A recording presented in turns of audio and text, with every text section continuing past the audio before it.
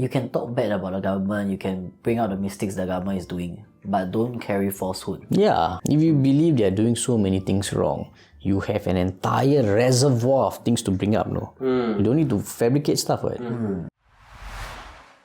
Just say. Alright guys, when I say POFMA, what's the first thing that comes to mind? Leong Man, why?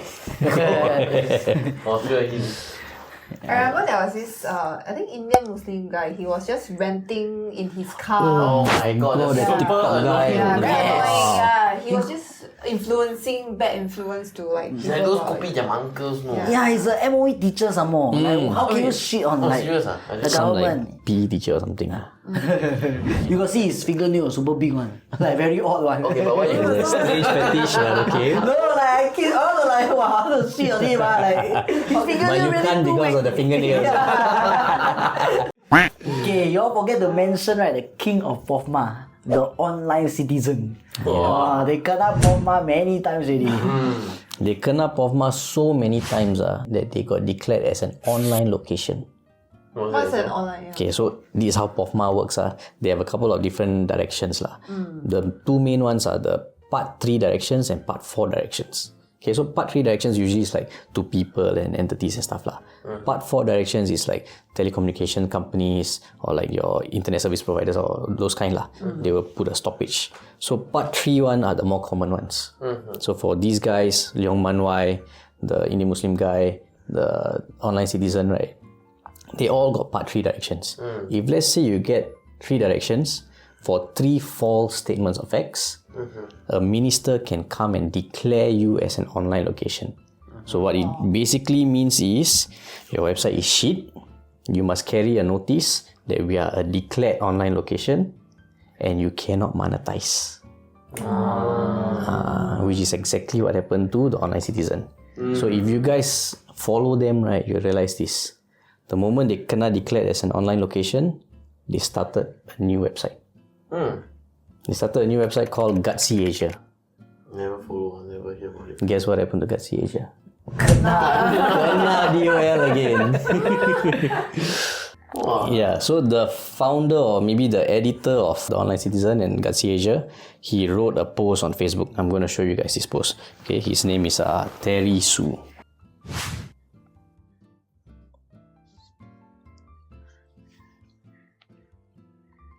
Okay, having read the Facebook post, what are your thoughts?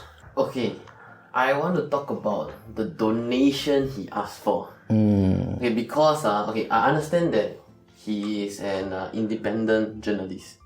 You have some operating costs that you need to have to keep on pumping out the contents and whatever you are championing okay. But the moment you ask for monetary donation and you take it, right, you don't just take the money. You also take on responsibilities of those who donate to you. Yep. And when you do that, right, okay, the more you should play safe and be careful of what you post. Exactly. Because You owe what it to them. happened, exactly, you owe it to them. Liable. And what happened to the online citizen? It got shut down. It got shut down once. You just simply create another page and you do the same thing. Exactly. Very irresponsible behavior. So if one day, right, you get shut down and you decide to, actually, you know what? I'm Took done the with money this already lah. lah. Enough lah. The risk, right, of those who donate is you squandering their money, no. You just running it away because you want to double down on your actions. You don't care whether is it very wrong. You just do it. I feel that when you ask for donation, you should factor in the risk even when championing your ideas across. You cannot be so selfish. I want to put this across. I just do whatever I want. I feel that shows what kind of character Terry is lah. Irresponsible. And I think we said this before lah.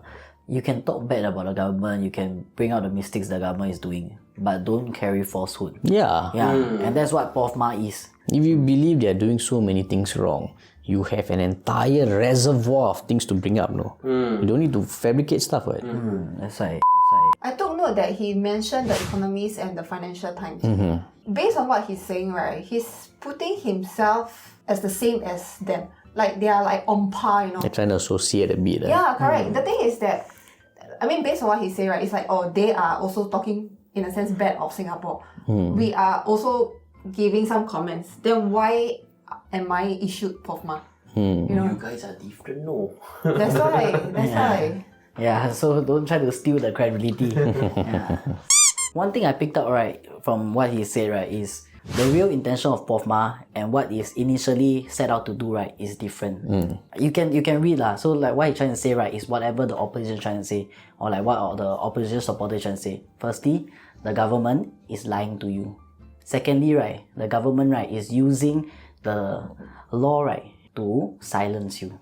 Without saying those words, he's putting those ideas across. And I can tell you, somebody who is as smart as this, right? Like, we are seeing a lot of bad things about him, but I'm going to make a case for Terry. Terry Su, the founder of the Online Citizen and Gutzy.asia, the guy who has been very against the Singapore government, is a good journalist. But why you say that? Okay, I'll tell you why I say that. Because there is a difference between a bad journalist and a good journalist who does things for the bad side. Sounds like we are really shitting on him, right? Okay, but let me make the distinction. A bad journalist is somebody who cannot do his task properly. So he's unable to research well, he's unable to write well, he's unable to convey his thoughts well. That is a bad journalist. A good journalist does the exact opposite. He does his due diligence very well, he finds credible sources and stuff, and he puts across his ideas very well. Okay? The moment you have skills like this, but you use it for bad faith, that makes you a good journalist for the bad side. And I'll give you reasons to believe that he's actually a good journalist.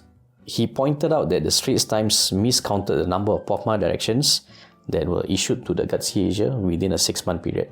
So he basically went to fact check, and call them out that you were wrong on this. Small publication calling out state publication, state media. He also called out about paper that is issued. hey, this one is 8 months, not 6 months. Another one was he pointed out, because the Channel News Asia and the Straits Times, right, they actually say that he republished one of Kenneth Jeyaretnam's false claim, which supposedly isn't true. He just stated the link that Kenneth wrote for his blog. So he called them out once again. You have to be very pedantic, very meticulous. Go zero in on the false details to tell them that no, this is wrong. You must act like a lawyer. So this is what he's able to do. Wow, he picked up those things. He picked up those things. So if you can fact check to this level, right, where you are so particular about what you pick up and what you are saying, it means that you can do it on your own content. You can. You have the skills of a good journalist. Yep. Not because of bad faith. Exactly. But you use it to steer the crowd because you have your own agenda. So that is why I believe he is actually the latter. He's a good journalist doing the things for the bad side. And it makes him worse than a bad journalist. Yes. Because a bad journalist cannot influence people. A good journalist, you can echo the thoughts of your audience. They will follow you to hell. And I will show you some comments. There are a lot of comments below this Facebook post. I will show you 2 of them.